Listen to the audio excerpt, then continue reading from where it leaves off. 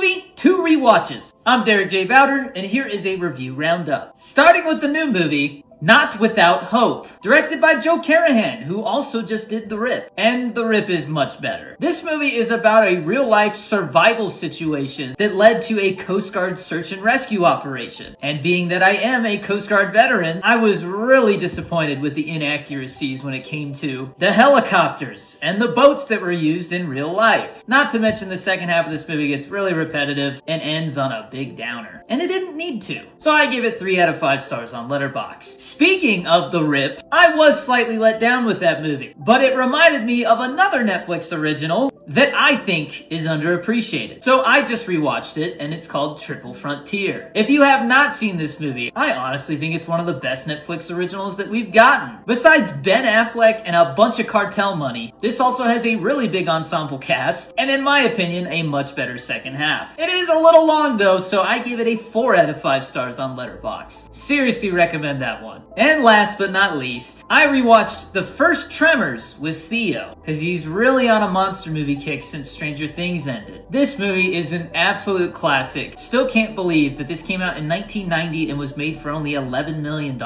Look, this is a childhood favorite of mine, but I also think it is one of the best monster movies of the 90s. And so I gave it a 4.5 out of 5 stars on Letterboxd. It still holds up all these years later. And Theo and I may be watching the other 6 Tremors movies because why not? But there's my review roundup, and speaking of movies, I am making my own movie. My first full-length feature film. It's a PG-13 coming-of-age supernatural drama, and there are less than 10 days to support it through Indiegogo before all of the backer awards that are up for grabs go away for good. Look, I love movies, that's why I make these videos, and if you enjoy them, it would mean a lot to me if you went and checked out that campaign. But let me know in the comments, what do you think of these 3 movies? And as always, have a good day.